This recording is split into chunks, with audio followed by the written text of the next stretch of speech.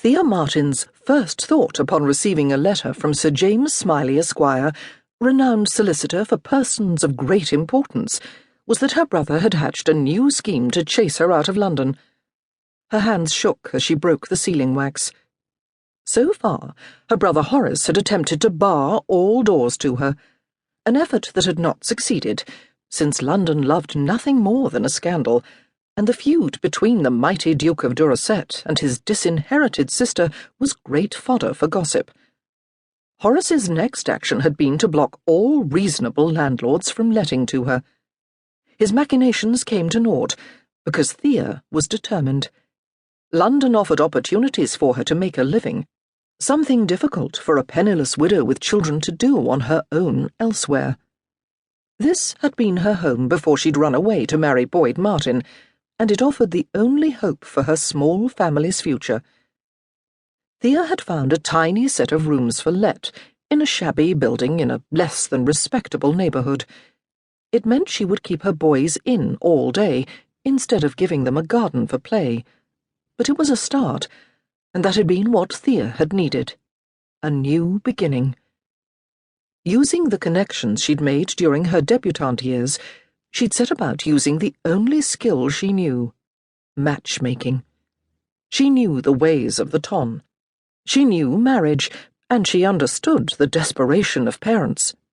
She also knew how to be discreet. And if her brother was not pleased, well, she was already disowned. What more could he do? Thea feared she'd discover the answer to that last question in Sir James's letter. "What is it, Mother?" Jonathan asked. He was a bright, tow-headed 7-year-old who wanted to be her protector. His brother, 5-year-old Christopher, stood by his side, his little forehead wrinkled in concern. Their small family didn't receive letters often. "I will tell you in a moment," Thea murmured. "Are you waiting for my reply?" she asked the messenger, who still lingered in the hall, with a distasteful sniff at his surroundings. "Yes, Ma'am. I've been ordered to return with your reply."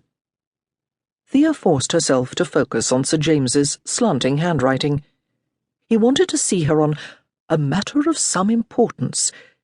He mentioned he was the uncle of Peter Goodfellow, for whom she had performed a service that was nothing short of a miracle, and that he hoped she'd be willing to assist someone again facing the same situation. Peter Goodfellow had been one of Thea's matchmaking challengers. He was as tall as he was wide, had a squint, liked to pick at his face, and had a distressing tendency to burp. She'd found a wife for him, but it had not been an easy task. His family's handsome commission had compensated for the difficulty. Thea wondered if this request could mean another large commission. Oh, were it to be so! She'd hidden most of the Goodfellow commission in her future box, the small wooden money chest kept under the floorboard beneath her bed. Her goal was to see that both her sons received a gentleman's education. Jonathan had an interview in a month's time with the headmaster of Westminster School, a prestigious day school that would offer him the opportunity to meet boys from the right sort of families far different from those living in their present neighbourhood. "Sir James wished to know if you could meet with him today at 2:30, the messenger said politely. 2:30. Thea consulted the clock on the mantel over the hearth. It had been Boyd's mother's, and was the nicest thing she owned. It was already 1. "Yes, of course I can." She reached for her reticule and pulled out a coin to tip the man. The messenger smiled as he saw her open her purse, a smile that turned brittle at the small amount she placed in his palm. She knew what he was thinking, but she didn't care. She must watch every penny. "I shall return to him with your acceptance." The messenger bowed and was on his way. Thea shut the door. For a second, she allowed herself a moment's relief over the letter not being from her brother, and then she danced a little jig.